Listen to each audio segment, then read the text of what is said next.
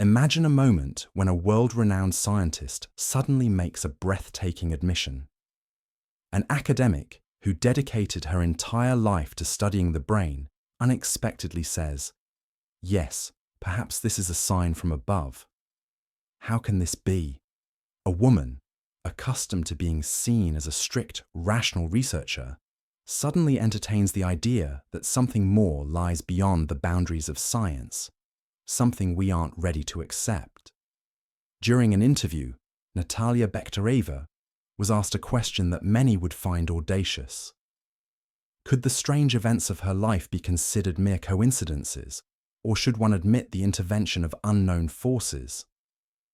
She paused for a second and spoke words that came as a shock to the interviewer. "Today, it is easier to believe that this is a sign from above. But," she added, "there is not a single piece of strict proof that can be laid on the table of science." Herein lies the paradox. On one hand, an academic, a laureate, a researcher of the human brain. On the other, a woman who experienced events that, in themselves, break conventional logic. This is not just a story about coincidences. This is a challenge to common sense. In moments like these, the viewer asks, what if there really are signs that we fail to recognize? Do not change the channel. The most interesting part is yet to come. Natalia Bekhtereva dedicated her entire life to penetrating the most mysterious area of the human being, the workings of the brain.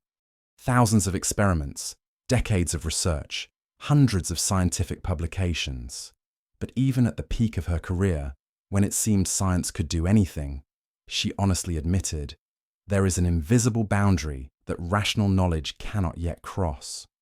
She called this boundary a wall that stands in the way of even the boldest and most precise research. A wall beyond which begin phenomena beyond the control of science's usual methods. Bekhtereva explained, "Modern science has no tools to study dreams, premonitions, sensations that seem to come from another dimension. All of this seems to slip through the hands of scientists, leaving no proof yet continuing to exist." Imagine, the greatest neurophysiologist of the second half of the 20th century, the head of an institute, a student of the greatest academics. And suddenly, such an admission. She could have simply dismissed these topics, calling them fiction or randomness. But instead, she emphasized, "We have hit a plateau, we have approached the wall, and we cannot go further." This is where the main question arises. If science itself is powerless, what is left for a person experiencing such phenomena? In her words, there was the sobriety of a researcher and, at the same time, the anxiety of a person who understands that rational knowledge has its limits. Science does not yet have the approaches to study these complex and strange phenomena, she said, as if throwing down a challenge to future generations of scientists. On one hand, a dry acknowledgement of fact, on the other, a hidden hint. Life itself continues to throw us puzzles that we are obligated to solve. I could not believe what I heard. An academic of world renown directly states that science is powerless against dreams. This is not weakness, it is honesty. And in this admission lies strength. These dreams could not be called ordinary. Natalia Bekhtereva emphasized that they were different from the usual pictures that each of us sees in our sleep. In her case, everything happened as if in waking life. The sounds, sensations, and emotions were so strong that upon waking, the feeling remained that she had truly experienced what she saw. Not abstract images, not vague hints, but specific events, framed in details that later found confirmation in reality. Each such dream left a heavy mark. Natalia Petrovna said that she would wake up in a state of extreme agitation, sometimes even with an agonizing headache. This was not just a night vision that disappears in the morning.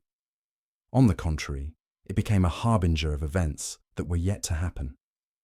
This was the mystery. How could the brain reproduce, in advance, something that had not yet occurred? She honestly admitted, "This is not yet science. There is no scientific basis here, but I acknowledge these phenomena." These words sounded like both a challenge and a confession. A great scientist, accustomed to proofs and experiments, allowed that there is experience which cannot be written into formulas. It was like admitting the existence of another level of reality, one we cannot measure with instruments or describe in reports. What was especially striking was the connection between the dreams and the key turning points of her fate. These dreams were never random or meaningless. They always brought a warning, a hint, or a direct reference to what awaited her. This was not a game of the subconscious, not a chaos of images. It was a clear signal, as if coming from a space to which an ordinary person has no access. When I realized this, I got goosebumps. Think about it. An academic who dedicated decades to scientific research comes out to the public and admits that she had dreams that predicted the future. Doesn't that force us to reconsider our ideas about the boundaries of human consciousness? Autumn, 1937. Natalia is only 13 years old. That night, she has a dream that is impossible to forget. She sees her father, a man who always looked collected, neat and confident, even at home. But in the dream, everything is different. He is wearing a worn-out suit, like someone else's clothes, and this immediately alerts the young girl. The atmosphere of the dream thickens. The room suddenly changes. The part where her father is standing begins to rise, and tongues of flame erupt from under the floor. The girl watches in horror as her father loses his balance and falls into this fire. Waking up, Natalia could not get rid of the feeling that something terrible had happened. And the very next night, the anxious premonition is confirmed. Strangers burst into their apartment. Bright lights flash on, heavy footsteps, short commands. Her father is taken away into the unknown. For a 13-year-old child, this was a blow comparable to the collapse of her entire world. A short time later, the tragedy deepens. Natalia's mother is sent to a camp, and she herself is placed in an orphanage. There, among other children and strict caretakers, she lived for a long time with one thought: my parents will definitely return. Tomorrow they will appear on the doorstep, and everything will be as it was. But reality was merciless. Her father never returned. At that moment, when it seemed that life had shattered into fragments, Natalia began to realize the power of that dream. It turned out to be not just a child's nightmare, but a premonition, a prophecy, a terrible hint of what was to come. It was not a fantasy plot, but a reflection of real events that, with frightening accuracy, materialized in her destiny. Her visions seemed to warn her that years of trials lay ahead. For the country, it was a time of mass repressions, when thousands of families lost their loved ones, and no one knew what tomorrow would bring. But it was in young Natalia's fate that the dream took on a symbolic meaning. It became the first proof that there are phenomena that cannot be explained by logic or science. Think about it. A 13-year-old girl sees her father falling into flames in a dream, and 24 hours later, reality erases him from her life. An accident? A coincidence? Or is it that same invisible force that Natalia Petrovna would later speak of? A sign from above. It was 1945, a time when the country was just beginning to rise from the greatest tragedy of the war. Natalia Petrovna was a young woman being courted by an acquaintance.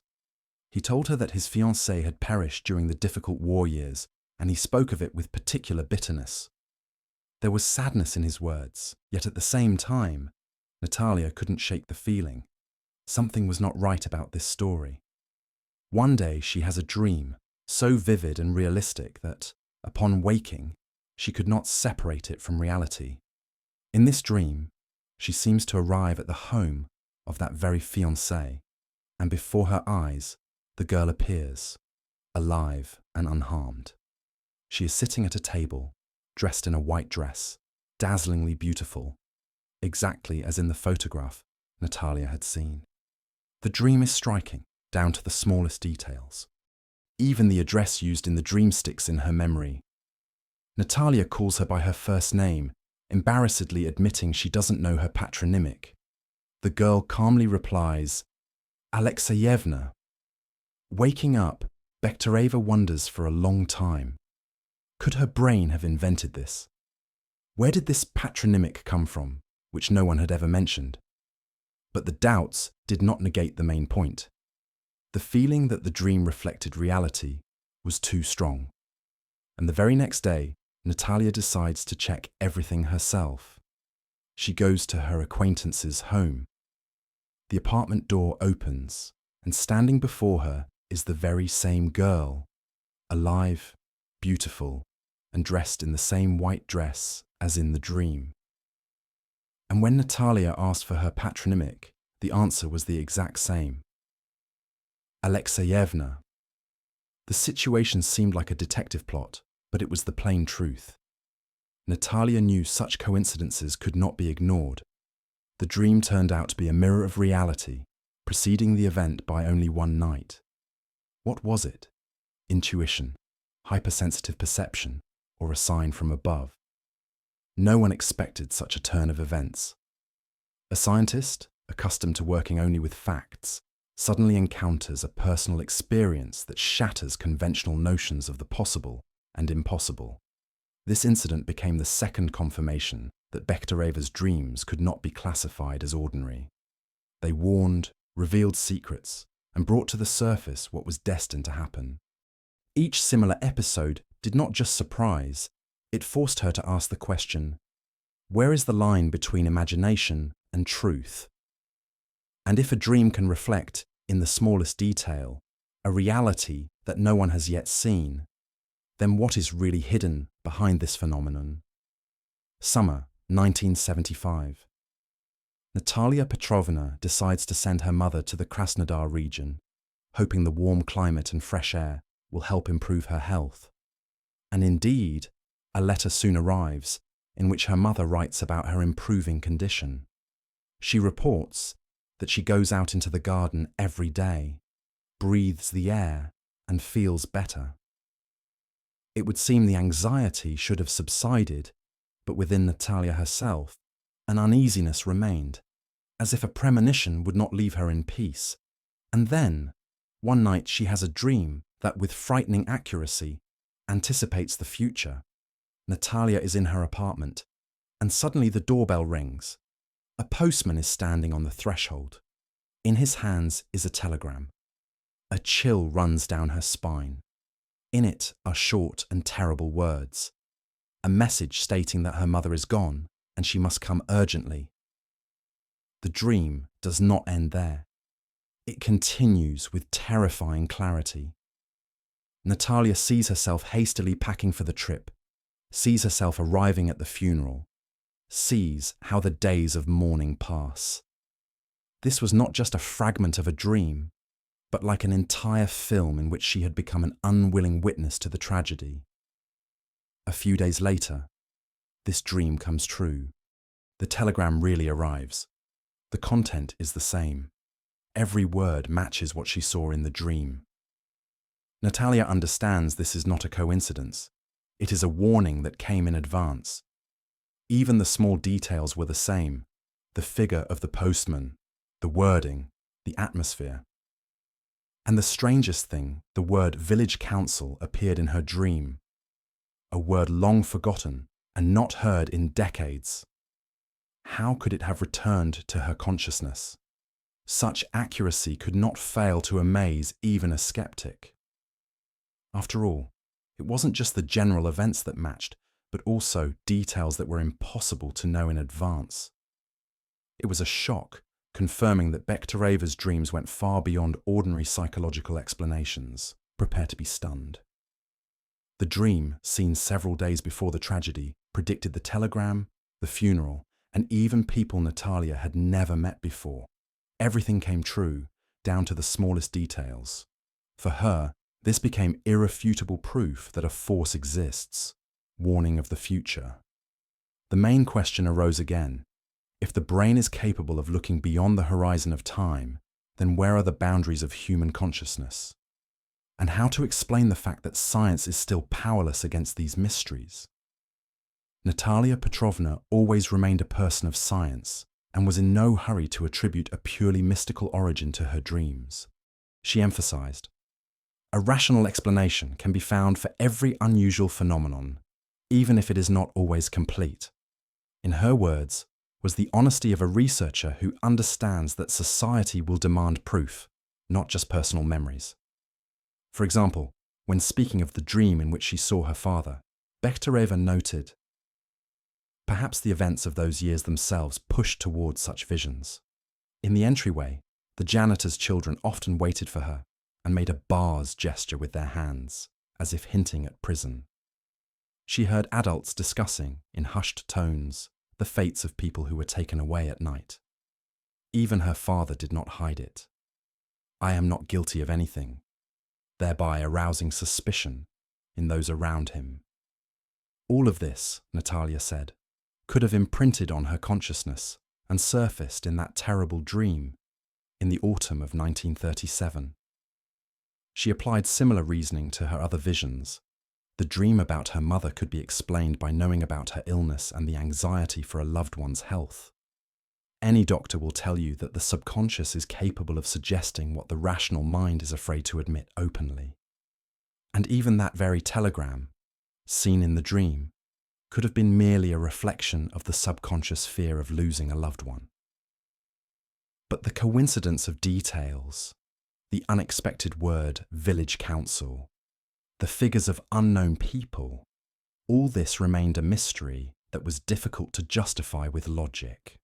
This is precisely what made her reflections even more valuable. Bekhtereva did not seek to prove the supernatural. She tried to be as objective as possible. She confessed, "There will always be people who see only suspicious coincidences in these stories, and perhaps they will be right, in their own way. But can we completely ignore the facts when the coincidences become too precise and numerous? It works, but I don't understand why." This is how her position could be described. The scientist remained on the side of reason, but at the same time, she spoke openly about the fact that not everything can be explained. Such a balance between skepticism and acknowledgement of the unknown made her words especially powerful. They contain no attempt to impose mysticism, but there was the honesty of a person who saw more than science allowed. And yet, there were moments that could not be reduced merely to subconscious fears or logical deductions. Natalia Bekhtereva emphasized that some episodes of her life defied rational explanation. It was these details that turned her dreams into a real mystery, one before which science was powerless. Let's recall the story of the girl who was thought to have died during the war. Natalia saw her in the dream not just as a random image, but with a specific clarification. The patronymic. No one had ever uttered it in her presence. She tried to remember if she had heard that word before, but her memory remained blank. And yet, in the dream, it sounded clearly. Alexeyevna. The next day, she heard the same word from the lips of the living girl. How to explain such a coincidence? Could her imagination have merely guessed the very detail that was confirmed in reality? No less strange was the dream about her mother. It would seem that anxiety for a loved one could cause a vision of a sad outcome. But why then did the telegram appear in that dream, specifying the word village council? Natalia admitted that she had not heard this word in decades. It had disappeared from her lexicon and suddenly surfaced at the very moment it was to become part of a tragic reality. Moreover, in the dream, she saw people whom she had never met before and who later turned out to be at the funeral. Is this a coincidence, or an indication that consciousness is capable of going beyond the bounds of normal perception? The more Natalia Petrovna tried to find an explanation, the more questions arose. Logic failed, and the facts stubbornly formed a picture that went beyond the limits of science.